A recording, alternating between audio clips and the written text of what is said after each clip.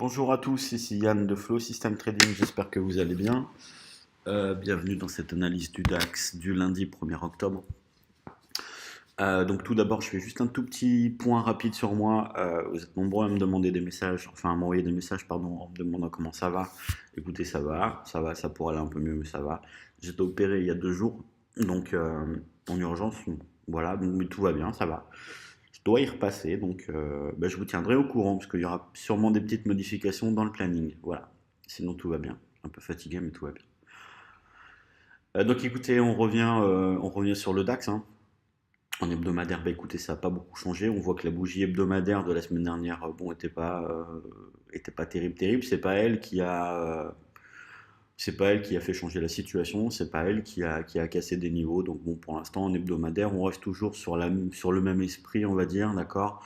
On a toujours une tendance de fond qui est haussière, mais attention, ça reste neutre, on va dire, hein,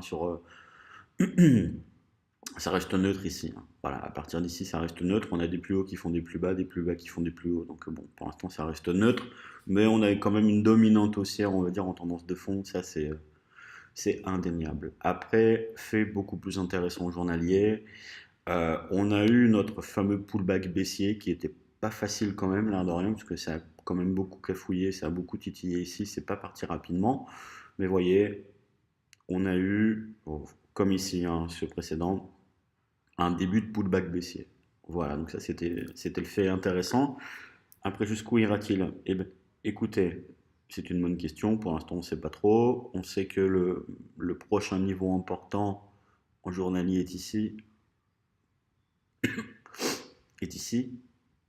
Donc voilà. Au-dessus, par contre, la résistance majeure au-dessus, on va la tracer.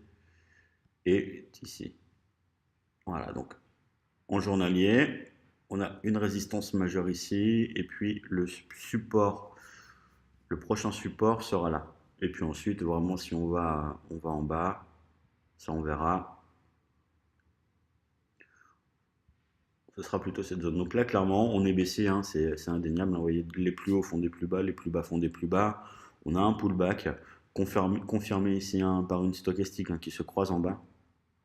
Donc bon, pour l'instant, voilà. Au journalier, c'est vendeur, c'est indéniable. Hop, pardon, excusez-moi. Voilà. Alors, en 4 heures, qu'est-ce qui se passe? Bah écoutez, il se passe qu'en fait, on a cassé quand même toutes ces moyennes mobiles, hein, et on est venu même ici titiller la moyenne mobile 50 en dessous. Donc, on peut, même si les moyennes mobiles sont vertes, hein, d'accord, on a cassé le précédent plus bas qui est ici. Voilà, donc on fait un plus bas. Le plus haut, lui, est là. C'était un range, hein, donc voilà. On peut observer un niveau important ici. En 4 heures, on va changer la couleur. Ça, on pourra mieux pardon, on pourra mieux le distinguer. Donc on va regarder un peu comment ça se passe. Voilà, voilà, on pourra mieux le distinguer.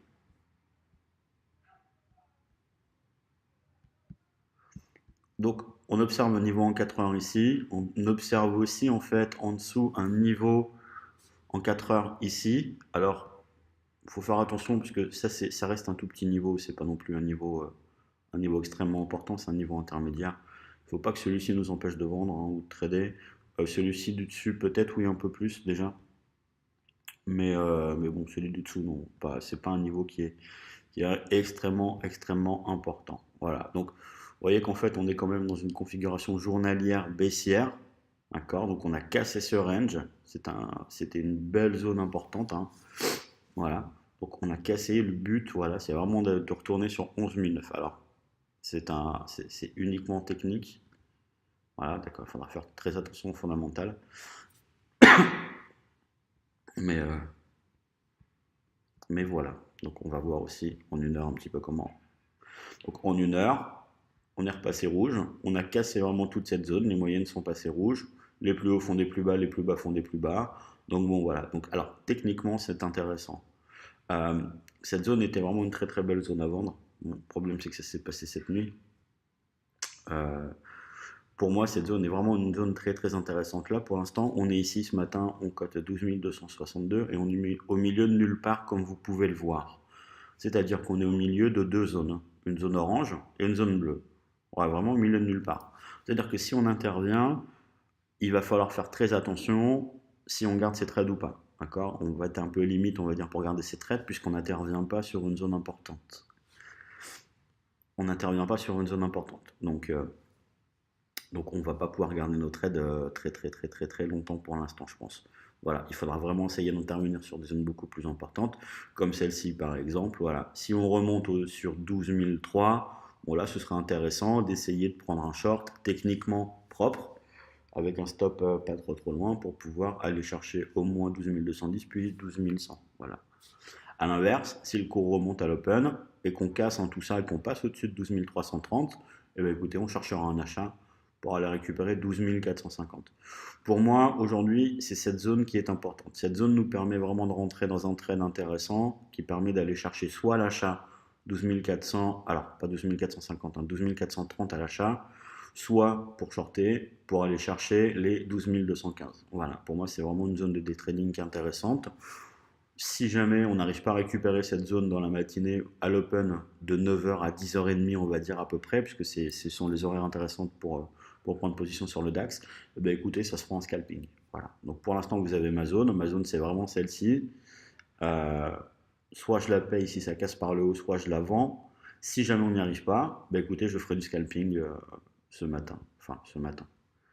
Je vais être honnête avec vous, ce matin je ne traderai pas. Je vais m'accorder une journée de repos, parce que là c'est un peu difficile. Mais voilà, vous voyez, regardez, cette zone-là, on est vraiment dans une zone au milieu de nulle part. Donc voilà, donc pour moi c'est celle-ci qui est soit à vendre, soit à payer si ça passe. Voilà, jusque là et jusque là-haut. D'accord? Soit j'ai un TP à 12 209 en short, soit j'ai un TP à 12 430 à peu près à payer, à l'achat, pardon. Voilà. Au milieu des deux, eh bien, écoutez, pour l'instant, on a vraiment ces deux bornes, hein, 12 200, 12 300 pour la journée, et voilà. Et entre les deux, ce sera du scalping. Donc écoutez, je vous souhaite une bonne journée, faites attention à vous, prenez soin de vous. Bah, écoutez, bon lundi, bon début de semaine, et puis je vous tiens au courant pour le reste de la semaine. Bonne journée à vous. Au revoir.